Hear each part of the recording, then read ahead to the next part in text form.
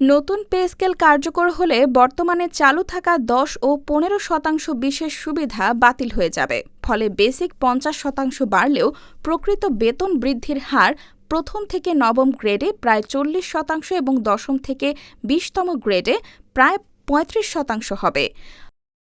অর্থ মন্ত্রণালয় সূত্র জানিয়েছে, সরকারি চাকরিজীবীদের মধ্যে যারা দশম থেকে ২০তম গ্রেডে কর্মরত ১৫% বিশেষ সুবিধা পেয়ে থাকেন। অন্যদিকে প্রথম থেকে নবম গ্রেডে কর্মরত চাকরিজীবীরা ১০% বিশেষ সুবিধা পান। ফলে ১ জুলাই থেকে পে স্কেল বাস্তবায়ন হলে দশম থেকে ২০তম গ্রেডের চাকরিজীবীদের বেতন বাড়বে ৩৫%, আর প্রথম থেকে নবম গ্রেডের চাকরিজীবীদের বেতন বাড়বে মূল বেতনের ৪০%।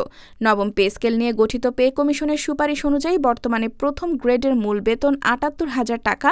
বর্তমানে এই গ্রেডের চাকরিজীবীরা ১০% বিশেষ সুবিধা পান। ফলে তাদের মোট প্রাপ্তি হয় ৮৫,৮০০ টাকা। বিশেষ সুবিধা বাবদ পান ৭,৮০০ টাকা। নবম পে স্কেলের সুপারিশ অনুযায়ী মূল বেতন ৫০% বৃদ্ধি পেয়ে হবে ১,১৭,০০০ টাকা। পে কমিশনের সুপারিশ অনুযায়ী দ্বিতীয় গ্রেডের বেতন ৬৬,০০০ টাকা থেকে বেড়ে ৯৯,০০০, তৃতীয় গ্রেডের ৫৬,৫০০ থেকে ৮৪,৭৫০, চতুর্থ গ্রেডের ৫০,০০০ থেকে ৭৫,০০০ এবং পঞ্চম গ্রেডের ৪৩,০০০ থেকে ৬৪,৫০০ টাকা হবে। এছাড়া ষষ্ঠ গ্রেডের বেতন ৩৫,৫০০ থেকে ৫৩,২৫০, সপ্তম গ্রেডের ২৯,০০০ থেকে ৪৩,৫০০, অষ্টম গ্রেডের ২৩,০০০ থেকে ৩৪,৫০০ এবং নবম গ্রেডের ২২,০০০ থেকে ৩৩,০০০ টাকায় উন্নীত হবে।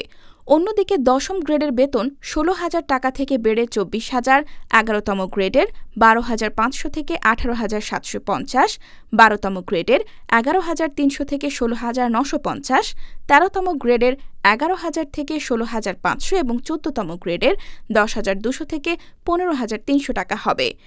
একইভাবে ১৫তম গ্রেডের বেতন ৯,৭০০ থেকে ১৪,৫৫০, ১৬তম গ্রেডের ৯,৩০০ থেকে ১৩,৯৫০, ১৭তম গ্রেডের ৯,০০০ থেকে ১৩,৫০০, ১৮তম গ্রেডের ৮,৮০০ থেকে ১৩,২০০, ১৯তম গ্রেডের ৮,৫০০ থেকে ১২,৭৫০ এবং ২০তম গ্রেডের ৮,২৫০ থেকে ১২,৩৭৫ টাকায় উন্নীত হবে।